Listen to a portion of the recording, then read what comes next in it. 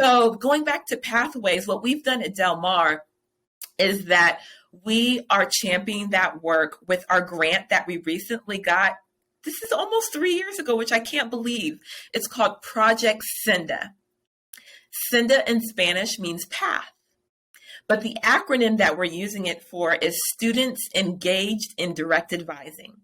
It's a 5-year, $2.8 million grant to not only help students in their pathway, but the grant also allowed us to hire 4 additional advisors, which they've all been hired on, and also put money into professional development, or as some people would call it, training. I don't like to call it training because, like I said earlier, you train a dog just like the dog that you just heard, but you professionally develop people, right?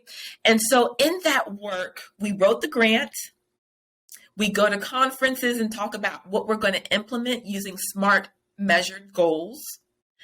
But we've also championed the advising certification course, which allows all of our advising community to take the course on Canvas and then feel better about how the changes are happening, either from the federal government at the state level, our pathways, curriculum changes, technology changes.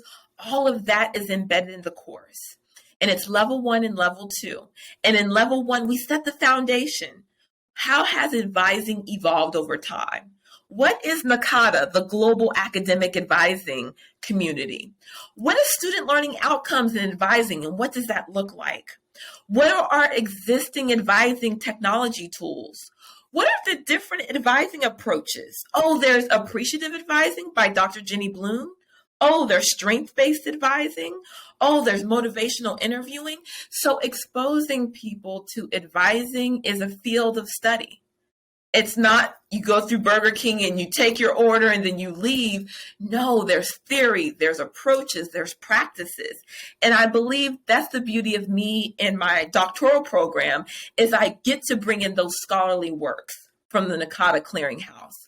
I get to bring in Civitas Learning and make how-to videos so then people know how to use the tools to make those actionable steps with their students. I get to pull in videos from the food pantry or the tutoring center, because sometimes we get so involved in our own work, we're not familiar with all the different resources at all of our different campuses. So this course is basically a catch-all for everything your students might need, and it's evolving.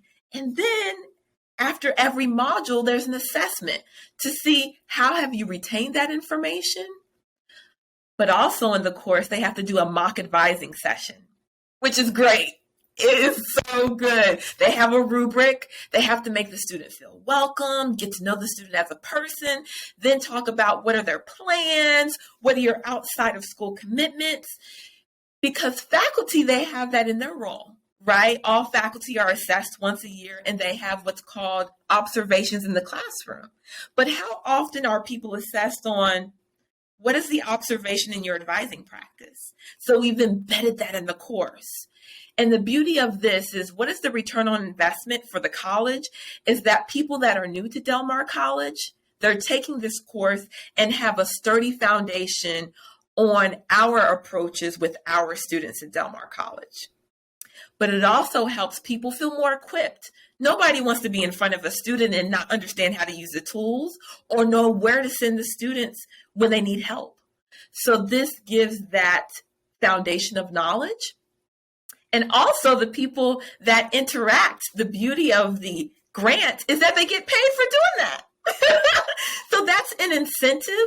But in addition to that, everybody wants to grow, right? And so it provides the opportunity for people to grow in their own practice because we have great advisors that are already championing great work that are presenting at conferences like the Texas Academic Advising Network, aka TXAN, that are giving professional development in their own department, that are cross-collaborating with different advisors across pathways to talk about, hey, what are you using to help students schedule their appointments? So we share best practices, but we also want to make sure that everybody gets the same foundational information. So that's why we built the course. And we've had 5 cohorts to go through the course.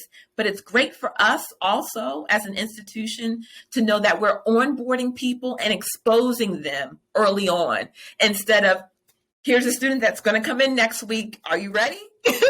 So we're helping them not just get ready, but be ready just in time. So it allows the advisors to have those human connection conversations instead of transactional conversations.